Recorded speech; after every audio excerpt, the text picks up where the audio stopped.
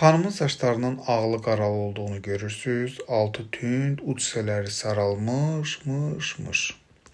Və biz xanımın saçlarına, ağ saçlar üçün ən gözəl bir rəngi dedik. Bunu da gördük, şok olduq. Yəni hər yerdə pul gətirən görmüşdük. Bir dənə bu corabın arasından mənə pul çıxardıb verən görməmişdik. Bunu da gördük. Bu Sabir Abedli xanımın da çox gözəl aurası var idi. Doğrudan da möhtəşəm bir aurası var idi.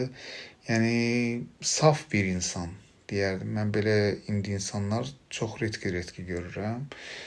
Və baxın görün nə gözəlliyində bir işləmə ortalığa çıxartdıq. Ağ saçlar üçün ən ideal bir rəng etdik.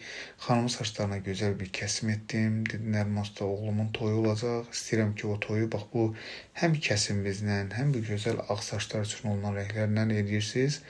O rənglərdən bax o toyda iştirak edeyim. Və sahib seçilən görünüm, yəni görünsünlər ki, bəyin anasıdır, yəni belə gözəl görünmək istəyirəm və biz də xanımın saçlarına görün nə gözəlliyində bir kəsim, nə gözəlliyində bir rəng etdik. Möhtəşəm bir işləmə oldu doğrudan da.